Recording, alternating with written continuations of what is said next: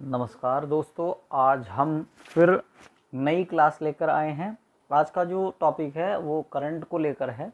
अभी हाल ही में supreme court के द्वारा जो है हमने क्या देखा है कि एक शब्दावली जारी की गई है। सुप्रीम कोर्ट द्वारा शब्दावली जारी की गई है, तो शब्दावली में कुछ चीज़ों को बदला गया है। जैसे हम पर्टिकुलर बहुत सारे शब्द एक जीवन पर्यंत बोलते हुए आ रहे थे, तो कोर्ट ने उन शब्दों को ऐसा बोला है कि वो किसी ना किसी व्यक्ति के जो सम्मान है उसमें कमी करते हैं। उसके लिए ये शब्द जरूरी हैं। उसके लिए सुप्रीम कोर्ट के द्वारा एक हैंडबुक जारी की गई है। हैंडबुक जारी करने से पहले मैं आपको बता दूं कि हमारा जो संविधान है, संविधान का आर्टिकल 21 ये कहता है कि सभी व्यक्तियों को, ठीक है, किसको, सभी व्यक्तियों को सम्मान पूर्वक जीने का अधिकार देता है। ठीक है, आर्टिकल 21 क्या करता है, ये करता है कि सभी व्यक्तियों का यहाँ जो मतलब है वो पुरुष, महिला या ट्रांसजेंडर तीनों से है। सभी व्यक्तियों को क्या करने का जो है सम्मान पूर्वक जीवन जीने का अधिकार है। सम्मान पूर्वक जीवन जीने का क्या है, जीवन जीने का अधिकार है। तो इस आर्टिकल को ध्यान में रखते हुए सुप्रीम कोर्ट के द्वारा एक हैंडबुक जो है जारी की गई है, उसके बारे में डिटेल से बात करते हैं। ठीक है, सबसे पहले हम इसमें देखेंगे कि क्या क्या चीज़ें हम आज कवर करने वाले हैं। सबसे पहले तो देखेंगे कि खबर है क्या, क्या खबर है जिससे ये चीज़ चर्चा में आ गई, चर्चा में क्यों है। ठीक है, इसके अलावा किन किन शब्दों में बदलाव किए गए हैं और सही शब्दों का प्रयोग क्यों महत्वपूर्ण है, इस पर भी हम जो है चर्चा करेंगे। और लास्ट में एक लेंगे क्या, प्रश्न। पूरी क्लास से एक प्रश्न लेंगे कि किस तरीके से हमने पढ़ा है, फिर आप उसका उत्तर कमेंट में करोगे। ठीक है जी, चलो। तो सबसे पहली बात मैं यही कह रहा हूं कि खबर क्या है।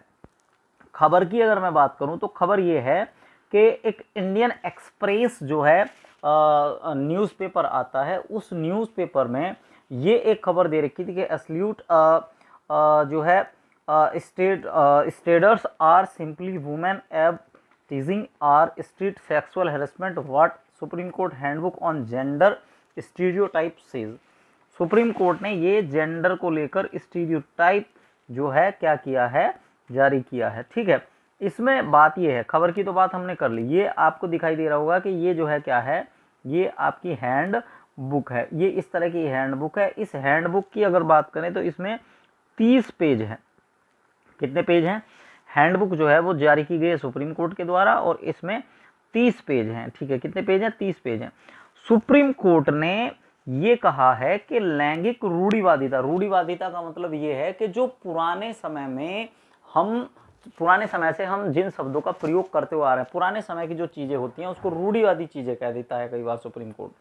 तो रूढ़िवादिता से निपटने के लिए हैंडबुक जो है जारी की है। इस हैंडबुक का नाम अगर आपसे पूछा जाए क्या है, तो इसका नाम है जेंडर स्टीरियोटाइप कॉम्बैट हैंडबुक। ठीक है, दोबारा बोल रहा हूं, जेंडर स्टीरियोटाइप कॉम्बैट हैंडबुक इसका नाम है। ठीक है, इसकी बात करेंगे आगे चलकर कि न्यायिक प्रवचन, देखो ये तो हो गया इसका नाम, न्यायिक प्रवचन की भाषा में महिलाओं के बारे में जो पुरातन पंथी या गलत विचारों को जो दर्शा रहे थे, उन शब्दों को क्या करना है, खत्म करना इसका उद्देश्य है।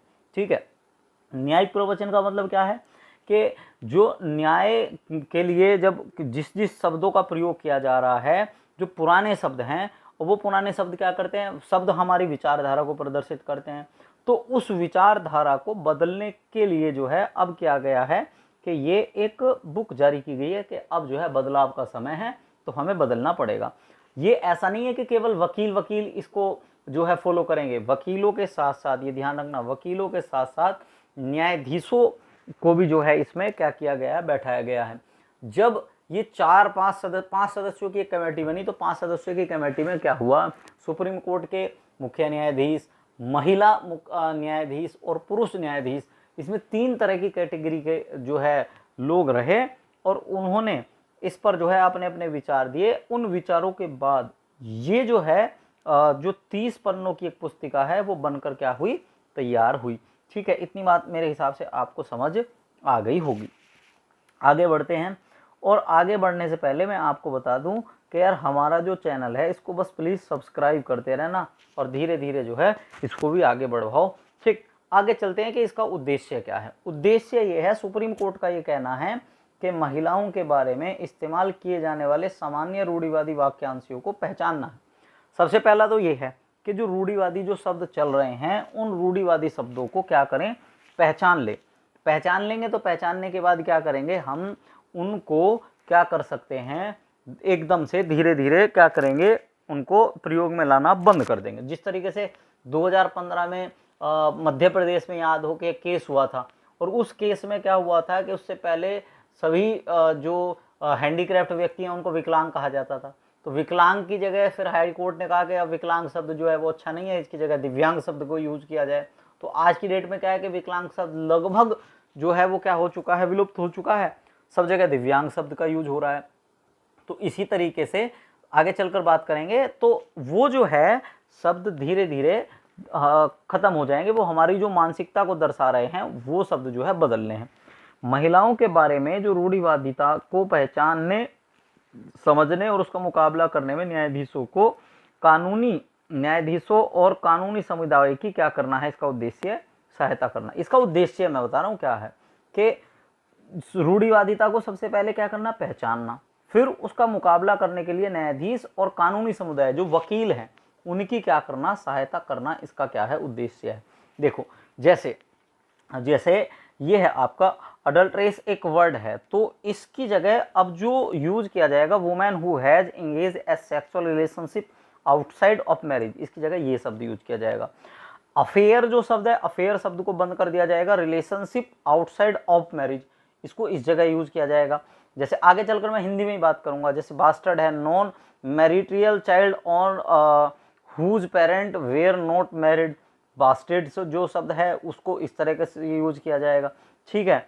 और इस तरीके से जैसे चाइल्ड प्रोस्टिट्यूट है तो child who has been trafficked, इस तरह का जो शब्द है वो क्या किया जाएगा, यूज किया जाएगा। तो इसमें ध्यान रखना है आपको। जैसे और भी मैं आपको एक दो एग्जांपल बता दूं तो ये है जैसे good wife, obedient wife, faithful wife, इसकी जगह क्या करना है, बस केवल एक वर्ड यूज करना है, वाइफ। जैसे तुमने देखा होगा ना, बहुत सारे कोर्ट में ऐसा होता है कि मिलॉर्ड जो हमारी सुंदर पत्नी है, जो बहुत सुंदर पत्नी है, इस तरह के शब्दों का, या बहुत मतलब एक मानसिक प्रेशर देने वाले जो शब्द हैं उनको खत्म करके एक नई तरह की शब्दावली क्या करनी है, अब कोर्ट में प्रयोग करनी है। और ऐसा नहीं कि सुप्रीम कोर्ट में प्रयोग करनी है, वो सुप्रीम कोर्ट के साथ साथ हाई कोर्ट और डिस्ट्रिक्ट कोर्ट, ठीक है, सब जगह इस तरह के जो है जो महिला कोर्ट होंगे सब जगह उनको क्या करेंगे, प्रयोग करेंगे, ठीक है। इसके अलावा और क्या है कि किसी जेंडर की परवाह किए बिना क्या है ना, सभी व्यक्तियों के अधिकार को सुरक्षित करना है। इसका हैंडबुक का एक उद्देश्य और है कि किसी भी एक पर्टिकुलर जेंडर की परवाह नहीं करनी, चाहे पुरुष हो, चाहे महिला हो, चाहे आपका ट्रांसजेंडर हो कोई, उन सभी व्यक्तियों के अधिकार को क्या करना है, सुरक्षित करना है। और संविधान के परिवर्तन को बाधित करना है। मतलब अब इसको परिवर्तन को बाधित करना है, इस शब्द को जरा थोड़ा समझ लेना। इसका मतलब ये है कि जो संविधान है, संविधान में क्या हुआ है कि हमने लंबे समय से बदलाव करते हुए आ रहे हैं, ठीक है, और उनको हम अपने जीवन में ढाल लेते हैं। तो ठीक उसी तरीके से हम भी अब क्या करें, अपने जीवन में इस तरह के शब्दों को छोड़ दें और नई शब्दावली को क्या कर लें, अपना लें, ठीक है। सुप्रीम कोर्ट ने कई केसों का हवाला दिया, न्यायाधीश अनजाने में महिलाओं की रूढ़िवादी चरित्र चित्रण का क्या कर लेते हैं, उपयोग कर लेते हैं। सुप्रीम कोर्ट ने यह भी हवाला दिया कि कई बार न्यायाधीश ना चाहते हुए भी क्या कर लेते हैं, रूढ़िवादी शब्दों का प्रयोग कर लेते हैं। तो अब उन रूढ़िवादी शब्दों को पूरी तरीके से क्या करना है, बंद करना है। समझ में आई बात। अब इसके बाद और क्या हो सकता है कि जैसे एक केरल का मामला था उसके बारे में सुप्रीम कोर्ट ने बताया, जैसे निर्भया कांड है उसके बारे में बताया। तो कुछ केसों का भी जो है क्या किया है, हवाला दिया है सुप्रीम कोर्ट ने, उसके बाद जो है पूरी बात को आगे बढ़ाया है, ठीक है। इसके बाद लैंगिक अन्यायपूर्ण जो शब्द हैं, लैंगिक अन्यायपूर्ण शब्दों की एक शब्दावली शामिल है और वैकल्पिक शब्दों और वाक्यांशों का सुझाव दिया है। इसमें क्या है कि अन्यायपूर्ण जो शब्द हैं उनकी एक शब्दावली होती है, ठीक है, उसकी जगह वैकल्पिक शब्द या उसकी जगह वाक्यांश का जो है क्या किया है, सुप्रीम कोर्ट ने सुझाव दिया है। समझ आएगी बात।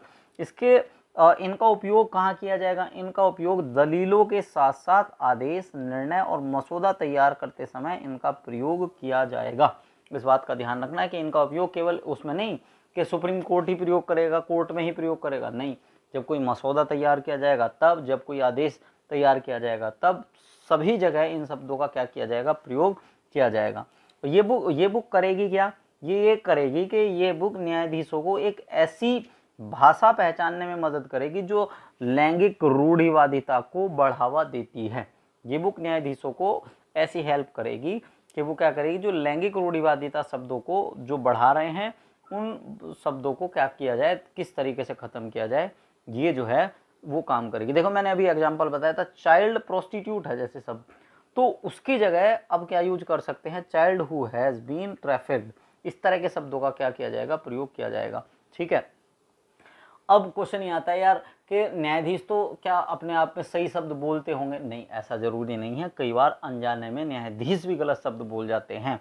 तो न्यायाधीशों के लिए सही शब्दों का प्रयोग महत्वपूर्ण क्यों है, क्योंकि सबसे पहली बात तो ये है कि रूढ़िवादी भाषा हमारे संवैधानिक लोकोचार के विपरीत विचारों को ट्रेंड कर सकती है। कि रूढ़िवादी भाषा, मान लो अगर किसी न्यायाधीश ने कोई चाइल्ड प्रोस्टिट्यूट शब्द ही बोला तो वो क्या कर सकता है, वो शब्द कई बार हमारे विपरीत जो विचार चल रहे हैं उनमें वो ट्रेंड कर सकता है। इस तरीके से क्या करेंगे, अगर हम इस शब्द को यूज ना करेंगे तो ट्रेंड का खतरा ही क्या हो जाएगा, खत्म हो जाएगा। तो रूढ़िवादी भाषा हमारे जो विपरीत विचार हैं उसको ट्रेंड ना करे, उसके लिए जो है ये क्या है, ये जरूरी है। कानून के जीवन के लिए भी, कानून मान लो कोई कानून बना दिया, कानून का कितना लंबा जीवन रहना है ये भी तो महत्वपूर्ण है ना। अब ऐसा जरूरी तो है नहीं कि आपने एक कानून बनाया और उस कानून को 15 दिन लागू किया उसके बाद वो खत्म, या 4 महीने, 1 साल, 2 साल बोल रहा खत्म। तो कानून ऐसा बनाना चाहिए ना जिसकी आयु बहुत ज़्यादा हो, जितनी ज़्यादा आयु होगी इसका मतलब वही कानून उतना अच्छा है। तो कानून के जीवन के लिए भी भाषा क्या है, महत्वपूर्ण है। शब्द क्या करते हैं, शब्द एक संचार का कार्य करते हैं। शब्द क्या करेंगे, संचार का कार्य करेंगे कि हमारे जो मानसिक विचार हैं वो किस तरीके के हैं वो हमारे शब्दों से पता चलता है।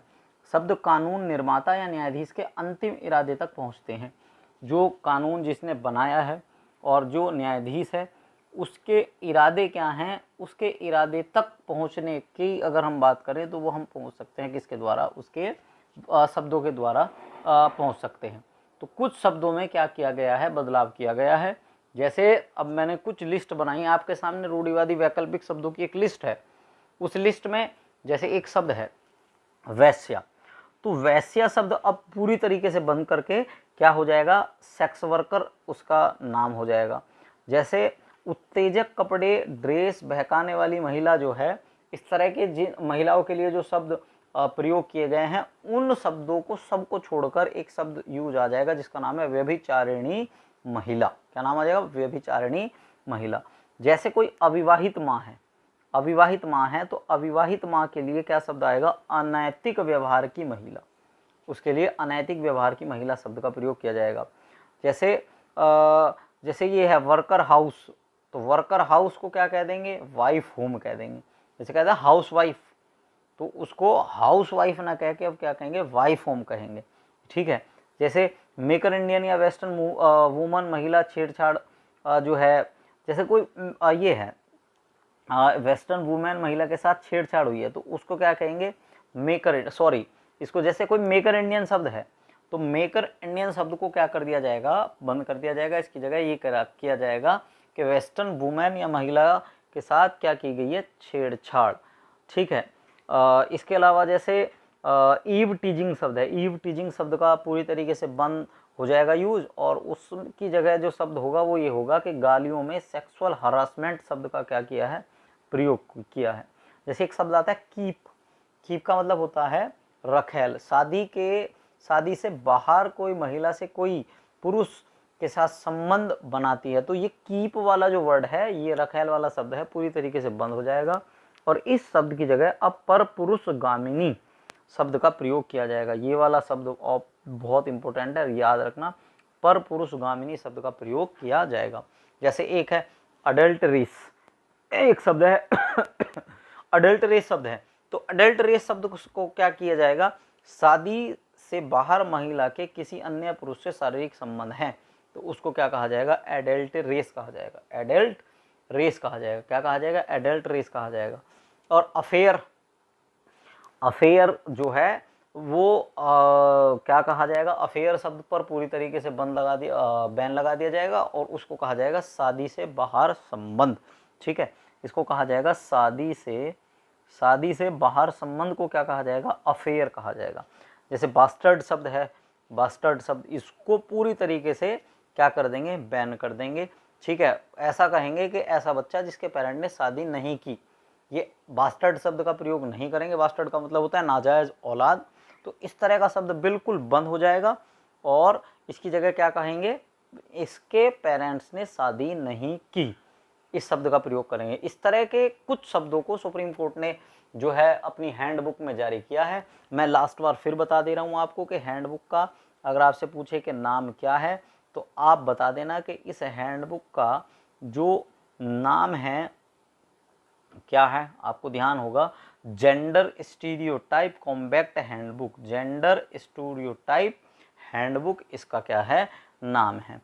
ठीक है, तो आज ये चीज आपको बिल्कुल अच्छी तरीके से समझ आ गई होगी। अब एक प्रश्न है लास्ट वाला, मैंने आपको बताया था कि लास्ट में आपसे एक प्रश्न पूछेंगे। तो क्वेश्चन ये है कि गरिमापूर्ण जीवन जीने का अधिकार किस अनुच्छेद में है।